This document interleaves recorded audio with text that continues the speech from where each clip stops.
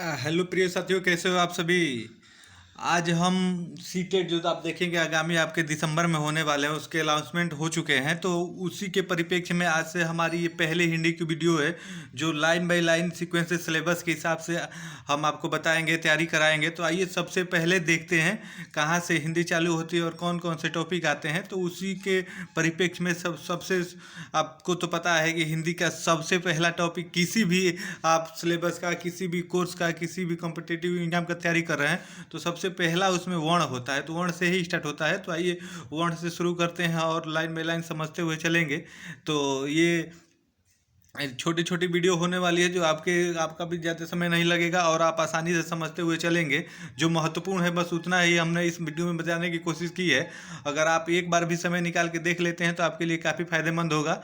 तो उससे पहले अगर आप हमारे चैनल पर नए हो तो प्लीज़ चैनल को सब्सक्राइब कर ले और बेल आइकन वाला बटन को दबा ले, ताकि इसके अगली कड़ी की जो वीडियो हम अपलोड करें तो उसका नोटिफिकेशन सबसे पहले आप तक पहुँचे और आप सीक्वेंस में लाइन बाय लाइन सारे वीडियो को देख सकें। तो सबसे पहले इसमें देखेंगे आपका वर्ण आता है। तो वर्ण में देखेंगे वर्ण किसे कहते हैं। तो उसी के अंतर्गत आप देखेंगे कि भाषा की सबसे छोटी मौखिक ध्वनि या उसके लिखित रूप को वर्ण या अक्षर अक्षर कहा जाता है। अर्थात कहने का मतलब ये है कि भाषा की वह सबसे छोटी इकाई जो हम एक बार बोल देते हैं या उसके लिखित एक एक लिख देते हैं छोटा सा रूप वर्ण के रूप में, तो उसी को आप देखेंगे तो वर्ण कहा जाता है। वही आगे देखेंगे तो स्वर। स्वर आपका पूछा है कि स्वर किसे कहते हैं। तो उसमें देखेंगे उच्चारण के लिए किसी अन्य वर्ण की आवश्यकता होती है, यानी स्वर उसे कहते हैं जिसको उच्चारण के लिए किसी अन्य वर्ण की आवश्यकता होती है, उसे आप स्वर कहते हैं। तो वही उच्चारण की दृष्टि देखेंगे तो आपके स्वर 11 होते हैं। तो वही आगे बात करेंगे। तो बस आप इतना ही जान लीजिए 11 स्वर हो, तो उसमें अब ये नहीं पूछा कि कौन कौन से। तो उच्चारण की दृष्टि से आपके स्वर 11 होते हैं। उसके बाद आप आगे देखेंगे तो अग्र स्वर। आपसे अगर पूछे कि अग्र स्वर किसे कहते हैं, अग्र स्वर कौन कौन से होते हैं, तो उसके लिए आप देखेंगे तो जिन स्वरों के उच्चारण में जीवा का आगे का भाग सक्रिय होता है।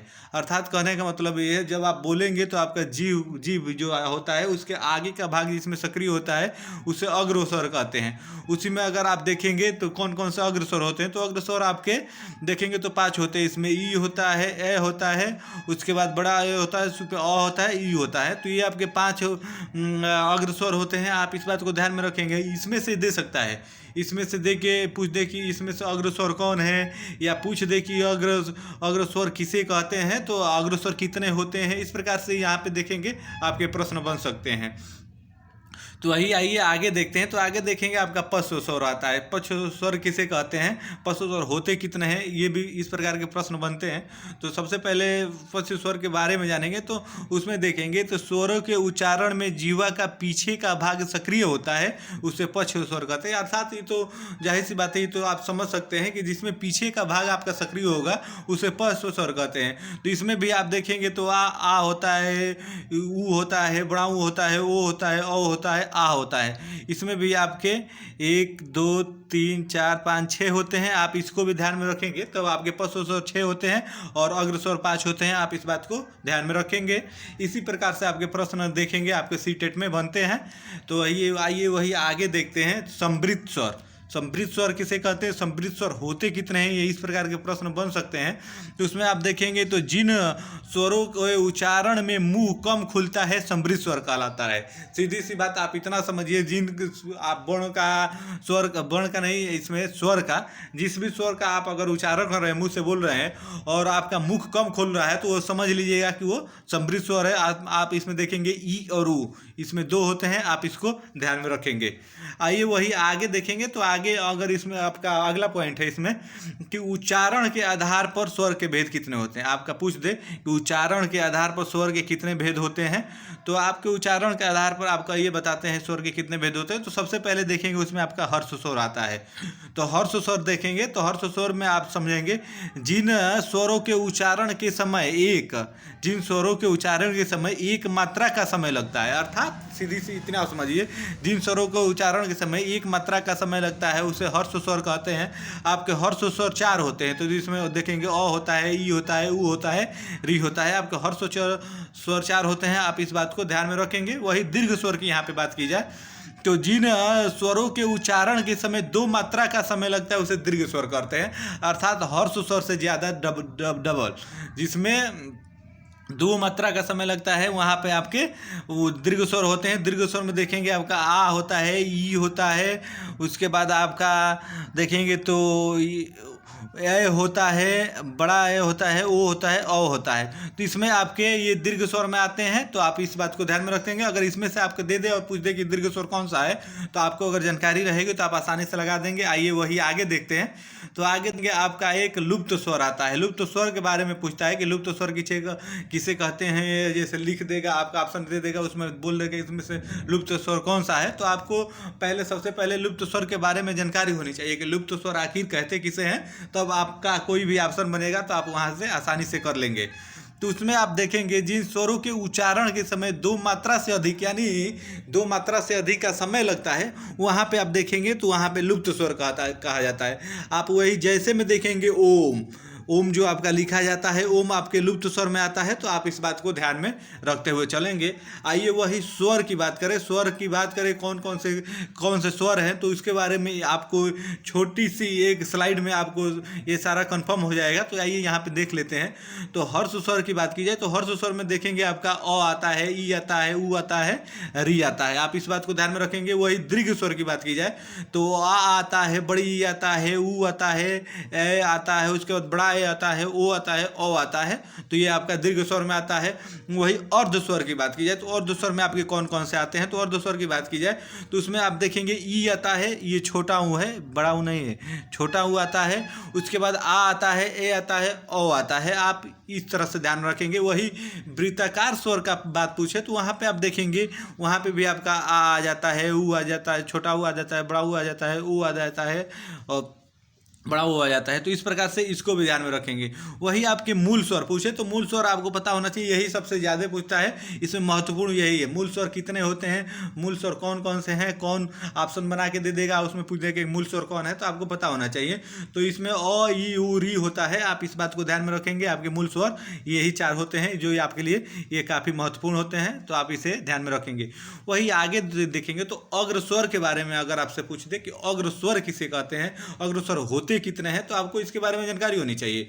इसमें आप देखेंगे आपके छोटी ई, बड़ी ई, छोटा ए, बड़ा ए होता है। इसमें भी आपके ये चार होते हैं, तो आप इस बात को ध्यान में रखेंगे। इसी प्रकार से आप देखेंगे, इसी में से प्रश्न बनते हैं आपके सीटेट में। तो वही आगे देखेंगे मध्य स्वर पूछ दे कि मध्य स्वर कौन है, तो मध्य स्वर सिर्फ एक होता है, अ होता है। आप इस बात को ध्यान में रखेंगे। वही पश्व स्वर की बात की जाए, आपको ऊपर बताए वीडियो में, तो पश्व स्वर में आप देखेंगे तो इसमें आपका होता है आ होता है, ऊ होता है, बड़ा ऊ होता है, ओ होता है, बड़ा ओ होता है, आ होता है। आप इस बात को ध्यान में रखेंगे। वही समृद्ध स्वर की बात की जाए, ई और ऊ होता है, बड़ा ऊ होता है। तो आप इस बात को ध्यान में रखेंगे। तो इस प्रकार से आप देखेंगे, ये स्लाइड आपके लिए काफ़ी महत्वपूर्ण है। आप देखेंगे इसमें से प्रश्न जरूर बनते हैं। मूल स्वर पूछ देगा कितने होते हैं, अग्र स्वर कितने होते हैं, मध्य स्वर कितने होते हैं। तो इस प्रकार से आपसे पूछ देगा, तो आपको ये पता होना चाहिए। आइए वही आगे की स्लाइड देखते हैं। तो आगे की स्लाइड देखेंगे तो इसमें आपका व्यंजन के बारे में बताया गया है। तो इसमें देखेंगे व्यंजन किसे कहते हैं। सबसे पहले ये आप जान लें, स्वरों की सहायता से बोले जाने वाले वर्ण व्यंजन कहलाते हैं। आपको ये पता होना चाहिए। जो स्वरों की सहायता से बोले जाते हैं उसे व्यंजन कहते हैं। आपको ये जानकारी होनी चाहिए। उसके आगे देखेंगे तो हिंदी वर्णमाला में कुछ व्यंजनों की संख्या, आपकी जो हिंदी वर्णमाला है, हिंदी वर्णमाला में व्यंजनों की संख्या आप देखेंगे तो यहाँ पे 33 होती है। आप इस बात को ध्यान में रखेंगे। वही आगे व्यंजनों की भेद की बात की जाए तो उच्चारण की दृष्टि से व्यंजन के 4 प्रकार होते हैं। आप इस बात को ध्यान में रखेंगे। तो आइए उन चारों प्रकारों के बारे में बात की जाए तो सबसे पहले देखेंगे आपका स्पर्श व्यंजन होता है, अंतोष्ट व्यंजन होता है, ऊष्म व्यंजन होता है और एक संयुक्त व्यंजन होता है। तो इसमें आइए बारी बारी से थोड़े से में जानेंगे, ज़्यादा जानने की जरूरत नहीं है। थोड़ा सा जानेंगे, ज़्यादा समझेंगे, आपके लिए भी काफ़ी बेनिफिट होगा, फ़ायदेमंद होगा। क्योंकि इतने में से ही आपके प्रश्न बनते हैं, यहाँ से ही बनते हैं। तो उतना डिटेल में जाने की ज़रूरत नहीं है। आप छोटे से लाइन में, 2 ही लाइन में अगर अच्छे से समझ लेते हैं, उसका सार समझ लेते हैं, तो आपके लिए भी काफ़ी बेनिफिट होगा। आप काफ़ी फायदेमंद रहेंगे। ज़्यादा पढ़ने से नहीं होता है। आप अगर सीक्वेंस में सही लाइन से पढ़ेंगे, सिलेबस के हिसाब से पढ़ेंगे, तो आप अच्छा स्कोर करेंगे। अच्छा स्कोर गेन करेंगे। तो आइए देखते हैं सबसे पहले स्पर्श व्यंजन के बारे में। तो उसमें आप देखेंगे कंठ, तालवा, मूर्धा, दंत तथा ओष्ठ के परस्पर स्पर्श से बोलने जाने वाले वर्ण को स्पर्श व्यंजन कहते हैं। तो आपको ये पता होने चाहिए। वही स्पर्श व्यंजनों की बात की जाए तो आपके वो 25 होते हैं, ये तो आपको जानकारी होगा। वही जो आपका क छ ट प वाला वर्ग होता है, पांचों वर्ग के 5-5 जो अक्षर आते हैं वो आपके स्पर्श व्यंजन के अंतर्गत आते हैं। आप इस बात को ध्यान में रखते हुए चलेंगे, बस आप इतना ही स्पर्श व्यंजन में समझ लीजिए।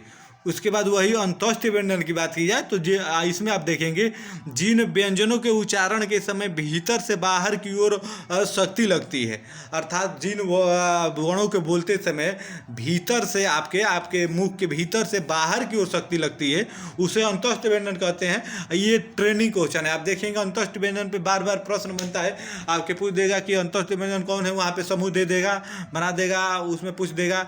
तो इसमें आपको पता होना चाहिए कि अंतोष्ठ व्यंजन आपके 4 होते हैं, य र ल व होता है। तो ये आपके लिए काफ़ी महत्वपूर्ण है। यहाँ से प्रश्न आप देखेंगे यहाँ से बनते हैं। वही आगे देखेंगे तो आगे आपका ऊष्म व्यंजन एक आता है। तो ऊष्म व्यंजन से अगर इसके बारे में देखा जाए तो जिन व्यंजनों के उच्चारण के समय ऊष्मा बाहर, आप देखेंगे जिन व्यंजनों के उच्चारण के समय ऊष्मा यानी गर्म जो आपका हवा होती है वो बाहर निकलती है, उसे ऊष्म व्यंजन कहते हैं। ऊष्म व्यंजनों की संख्या इसकी विचार होती है, आप इसे भी ध्यान में रखेंगे। इसमें तीनों आपका स आ जाता है, उसके बाद एक ह आ जाता है, आप इस बात को ध्यान में रखेंगे। यहाँ से भी ऊष्म व्यंजन से भी प्रश्न बनते हैं, सीधे से प्रश्न बनते हैं। आपको समूह दे देगा, उसमें से आपको छाटने को बोल देगा कि इसमें से ऊष्म व्यंजन कौन सा है, आप छाटिए। तो आपको ये पता होना चाहिए। वही आइए आगे देखते हैं। तो आगे देखेंगे तो आपका संयुक्त व्यंजन आता है। तो संयुक्त व्यंजन में आप देखेंगे किसे कहते हैं, तो दो व्यंजनों के मेल से बना व्यंजन संयुक्त व्यंजन कहलाता है। सबसे पहले आपको ये जानकारी होनी चाहिए। उसके बाद आपको ये पता होना चाहिए कि संयुक्त व्यंजनों की संख्या कितनी होती है।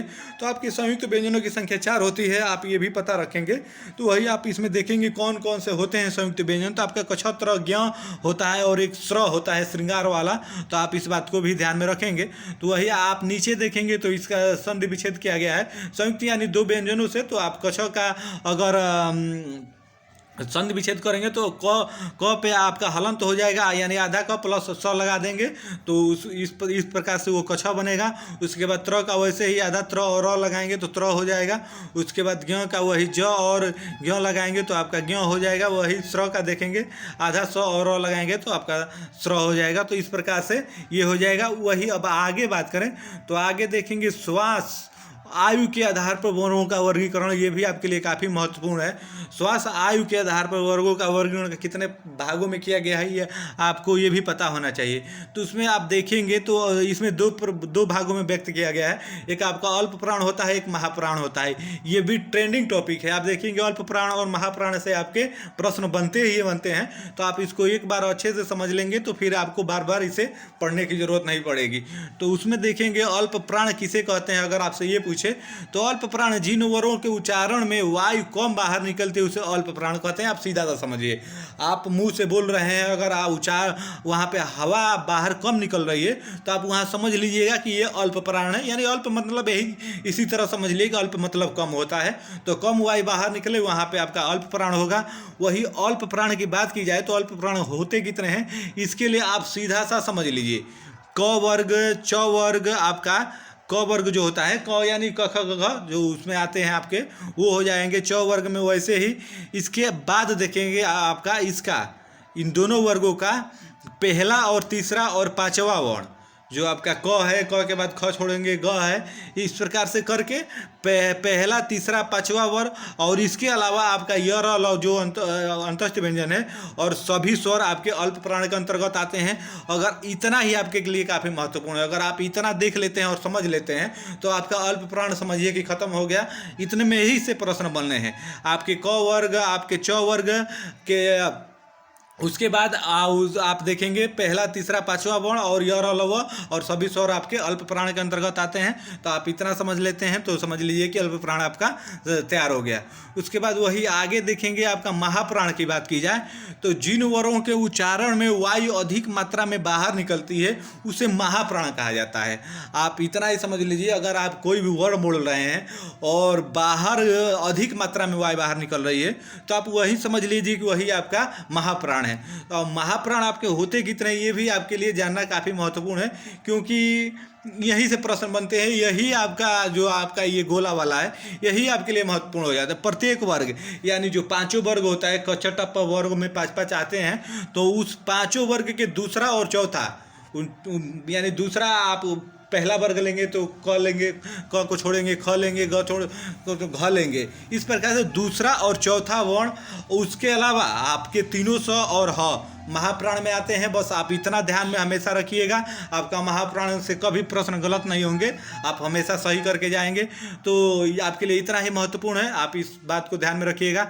आइए वही आगे देखते हैं। तो आगे देखेंगे तो हिंदी वर्णों के उनके उच्चारण के स्थान के आधार पर वर्गीकरण किया गया है। तो ये भी आपके लिए एक महत्वपूर्ण स्लाइड है। आप देखेंगे हिंदी वर्णों के उनके उच्चारण के स्थान के आधार पर वर्गीकरण किया गया है। तो इसमें आपका इसमें बताया गया, आप देखेंगे कौन कहाँ से बोला जाता है, उसके हिसाब से आप इतना अगर समझ लेते हैं तो आपके लिए समझिए कि ये स्लाइड काफ़ी महत्वपूर्ण है। इतना ही इसमें आपके लिए आप फायदेमंद होगा। इतने में से ही प्रश्न आपके बनेंगे। वही कंठ अगर दिया है उच्चारण के आधार पर ही है, आपका कंठ अगर दिया है तो अ आ जाता है, आ जाता है, क वर्ग आ जाता है, और विसर्ग में जितने आते हैं आपके वो आ जाता है, विसर्ग वाला आ जाता है। तो आप इतना ध्यान रखेंगे। वही तालु का पूछे तो छोटी ई, बड़ी ई, च वर्ग और य और शहर वाला स आ जाता है। तो आप इतना अगर रखते हैं तो आपके लिए ये उच्चारण के आधार पर खत्म हो जाता है। वही मूर्धा की बात करिए, री आता है, ट वर्ग आता है, र और आपका ये स आता है। आप इस बात को ध्यान में रखेंगे। वही दंत की बात की जाए तो दंत में आपका री आ जाता है, त वर्ग आ जाता है और ल और स आता है। तो ये आपके लिए महत्वपूर्ण है। वही ओष्ठ की बात की जाए तो दोनों ऊ आ जाते हैं, छोटा ऊ बड़ा ऊ, और यहाँ पे आपका प वर्ग आ जाता है। तो आप इतना बस ध्यान में रखेंगे। आप समझिए कि उच्चारण के आधार पे जो आपका ऊपर दिया है हिंदी में वर्णों के उनके उच्चारण के स्थान के आधार पे, तो इतना ही आपके लिए इसमें महत्वपूर्ण है। उसके बाद ओष्ठ की बात की जाए तो छोटा ऊ, बड़ा ऊ और पर वर्ग आ जाता है। आपको बताया ही, नासिका में आप देखेंगे आपका अंग आ जाता है, जितने भी ये आपके बिंदु वाले आते हैं उसमें आ जाता है। उसके बाद न और म आ जाता है, अड़ा आ जाता है, आप देखेंगे ये आ जाते हैं। आप इस बात को ध्यान में रखेंगे। वही आगे कंठ तालु की बात की जाए तो कंठ तालु में आपके छोटा ऊ, बड़ा ऊ दोनों आ जाते हैं। आप इतना इसमें ध्यान में रखेंगे। वही कंठोष्ठ की बात की जाए तो दोनों छोटा ऊ, बड़ा ऊ आ जाता है। आप इस बात को ध्यान में रखें। दंतोष्ठ में वह आता है केवल। तो ये आपके लिए स्लाइड महत्वपूर्ण थी। वही आगे एक स्वर है, उसमें आपका बात की जाए स्वर यंत्र में आपका ह आ जाता है, तो इसलिए ये महत्वपूर्ण है। बस इतना आप ध्यान में रखेंगे तो आपका ये वर्णों के उच्चारण के आधार पर आपका ये खत्म हो जाता है। वही आगे वाक्य से भी प्रश्न बनते हैं। तो वाक्य में आपको बस इतना ही जानना महत्वपूर्ण है आपके लिए। तो इसमें आप देखेंगे वाक्य किसे कहते हैं। सबसे पहले अगर इस बात की चर्चा की जाए, भाव व विचारों को पूर्णतः व्यक्त करने वाले सार्थक शब्द समूह को वाक्य कहा जाता है। आप इस बात को इतना ही ध्यान में रखेंगे। वाक्य के लिए बस इतना ही है, सीधी सी एक लाइन आप समझ लीजिए। वाक्य और भावों को पूर्णतः व्यक्त करने वाले सार्थक शब्द समूह को ही वाक्य कहा जाता है, सीधी सी बात है। उसके बाद आगे देखा जाए तो वाक्य के अंग कितने होते हैं, अगर आपसे ये पूछे तो आप सीधा सा इतना समझिए, एक उद्देश्य होता है, एक विधेय होता है। बस आप इतना दो ही समझ लीजिए, इसका डिटेल में जाने की जरूरत नहीं है। और उद्देश्य में आप देखेंगे तो व्यक्ति वस्तु के संबंध में जो बताया जाता है उसे ही उद्देश्य कहा जाता है। आप इस बात को ध्यान में रखेंगे। वही विधेय की बात की जाए तो उद्देश्य के विषय में जो कुछ बताया जाता है उससे आपका विधेय कहा जाता है। तो ये आपके लिए इतना ही महत्वपूर्ण है, इतना समझ के चलिए। वही अब आगे देखेंगे तो आपका पूछ दे अर्थ के आधार पर वाक्यों के प्रकार। जैसे आपने ऊपर वाक्य पढ़ा, आपके वाक्य दो प्रकार के होते हैं, उधेय और विधेय होते हैं। और वो उसमें पूछे कि अर्थ के आधार पर वाक्यों के प्रकार कितने होते हैं। तो आइए बारी बारी से करके थोड़ा थोड़ा डिटेल करके उसका जानते हैं। तो सबसे पहले इसमें आप देखेंगे विधानवाचक एक वाक्य होता है। उसमें आप देखेंगे जिन वाक्य में क्रिया के होने या करने की बात कही गई हो उसे विधानवाचक वाक्य कहते हैं। अर्थात इतना समझिए, जिस वाक्य में भी क्रिया के होने या करने की बात कही गई हो वहाँ पे विधानवाचक होता है। वहीं अगर इसका एक उदाहरण देखेंगे तो सूर्य पूरब से निकलता है, तो आप इतना समझ लीजिए सूर्य पूरब से निकलता है, यानी सूर्य की बात कही गई है जो पूरब से निकलता है, तो इसलिए विधानवाचक के अंतर्गत आ जाएगा। तो ये इतना आप समझ के चलते हैं तो आप समझिए कि विधानवाचक वाक्य आपका खत्म हो गया। इतना ही पूछेगा, आपका उदाहरण दे देगा और पूछेगा कि ये कौन सा वाक्य है, तो आपको ये पता होना चाहिए, इसलिए आप इसको ध्यान में रखेंगे। वही निषेधवाचक वाक्य की बात की जाए इसमें, तो इसमें देखेंगे जिन वाक्यों में क्रिया के न होने या करने की बात कही गई हो उसे निषेधवाचक कहते हैं। ये तो आपको पढ़ने से ही पता चलता है। निषेध यानी रोक, जिसमें क्रिया के न होने और न करने की बात कही गई हो वहाँ निषेधवाचक वाक्य होता है। अगर वही उसका उदाहरण आप देखेंगे तो बच्चे रोज स्कूल नहीं जाते हैं, यानी नहीं जाते हैं, यहाँ पे निषेध लग गया है, तो इसलिए आपका ये निषेधवाचक हो गया। आप इतना ध्यान में रखेंगे, इतना ही महत्वपूर्ण है आपके लिए। वही आगे देखेंगे प्रश्नवाचक वाक्य की बात की जाए तो देखिए जैसा कि ये पढ़ने से ही पता चल जाता है, तो उसमें भी जिस वाक्य में प्रश्न किया जाता है वहाँ पे प्रश्नवाचक होगा, पढ़ने से ही पता चल जाता है। तो आप इसमें देखेंगे आपका उदाहरण, आप आज तुमने क्या खाया, आज तुमने क्या खाया, इसमें प्रश्न पूछा जा रहा है तो ये आपका प्रश्नवाचक हो गया। सीधी सी बात है, आप इसमें कोई उतना सोचने वाली बात नहीं। वही संदेहवाचक वाक्य की बात की जाए कि संदेहवाचक वाक्य किस प्रकार के होते हैं, जिन वाक्यों में संदेह व संभावना पाई जाए वहाँ पे संदेहवाचक वाक्य होता है। तो अगर इसका आप उदाहरण से समझेंगे तो इसमें आपका उदाहरण देखेंगे तो दिया है शायद आज बारिश हो जाए। इसमें आप देखेंगे संभावना की जा रही है कि आज शायद बारिश हो जाए, इसलिए यहाँ पे संदेह किया जा रहा है, तो यहाँ पे आपका संदेहवाचक हो जाएगा। उसके बाद अगले की बात की जाए तो अगला में आप देखेंगे इच्छावाचक वाक्य पूछा है। तो इच्छावाचक वाक्य किसे कहते हैं, तो सबसे पहले आप इसमें ये जानिए जिन वाक्यों में इच्छा, कामना, शुभकामनाएं, आशा, आशीर्वाद आदि के भाव प्रकट हो वहाँ पे इच्छावाचक वाक्य कहते हैं। आपको ये शब्द बोलने से ही आपको पकड़ में आ जाना चाहिए कि इच्छावाचक वाक्य, जहाँ पे इच्छा की जाएगी वहाँ पे आपका इच्छावाचक वाक्य होगा। इसका अगर उदाहरण की बात की जाए तो उदाहरण में आप देख लीजिए, ईश्वर आपकी मनोकामना पूरी करे। यहाँ पे आपकी कामना की जा रही है, आप कामना की जा रही है, इसलिए यहाँ पे आप इच्छावाचक होगी। ईश्वर के संबंध में यहाँ पे इच्छा की जा रही है, तो ये आपका ये होगा। तो आप इसे ध्यान में रखेंगे, आपको जैसे कि पढ़ने से ही पता चल जा रहा है। वही आगे देखेंगे छठे नंबर का, तो इसमें आपका दिया है आज्ञावाचक वाक्य। आपको ये भी शब्द बोलने से ही पता चल जा रहा है कि इसमें आज्ञा की बात की जाएगी। तो जिन वाक्यों में आज्ञा, अनुरोध, आदेश, प्रार्थना आदि के भाव प्रकट हो वहाँ पे आपके आज्ञावाचक वाक्य होगा। इसमें अगर आप में इसका देखेंगे तो आप मेरे पास आकर बैठिए, यहाँ पे आज्ञा दिया जा रहा है कि आप मेरे पास आकर बैठिए। तो इस प्रकार से यहाँ पे आपका आज्ञावाचक वाक्य हो जाएगा। आप इतना ही समझ के चलिए, इतना ही इसमें से पूछेगा, वाक्य दे देगा, 4 ऑप्शन बना देगा। अगर उसमें से पूछेगा कि इसमें आज्ञावाचक वाक्य कौन है, तो आपको पता होगा कि आपको पता होना चाहिए कि आज्ञावाचक वाक्य किसे कहते हैं, तो अभी आप उसको कर पाएंगे। आइए वही आगे देखेंगे तो विस्मयादिवाचक वाक्य के बारे में पूछा है कि विस्मयादिवाचक वाक्य किसे कहते हैं। तो इसमें आप देखेंगे सबसे पहले ये समझ लीजिए कि जिन वाक्यों में विस्मय, हर्ष, शोक, घृणा, क्रोध आदि मनोभाव प्रकट होना या पाया जाए वहाँ पे विस्मयादि बोधक आ जाए। विस्मय मतलब वही होता है आपका हर्ष, उसमें आ जाता है शोक, घृणा, क्रोध, ऐसी भावनाएं आ जाती है। तो अगर उसका उदाहरण आप देखेंगे तो हाय, विस्मयादि का आपका चिन्ह ऐसे पता होना चाहिए, हाय बेचारा भूखा ही सो गया, ये आपका विस्मयादि बोधक के अंतर्गत आ जाता है। तो आप इतना ही ध्यान में रखेंगे तो आपके लिए ये समझिए कि आपका वाक्य का टॉपिक खत्म हो जाएगा। तो यही थी पहली वीडियो थी जिसमें हमने सिलेबस वाइज आपके जिसमें वाक्य बताए, वर्ण बताए, अल्प प्राण बताए, महाप्राण बताए। तो इसके आगे की वीडियो आपको कल मिलेगी। इसके लिए निरंतर वीडियो हम अपलोड करते रहेंगे जो लाइन बाय लाइन सीक्वेंस से चलती रहेगी। अगर हमारे वीडियो आप निरंतर एक बार देख लेते हैं तो आपके देखेंगे कि सीटेट में परीक्षाओं में आपके लिए काफ़ी फायदेमंद होगा, क्योंकि हम शुरू से अंत तक आपका हिंदी का जो ये पोर्शन होता है, हिंदी का जो पार्ट होता है उसको कवर करेंगे एकदम टॉपिक वाइज।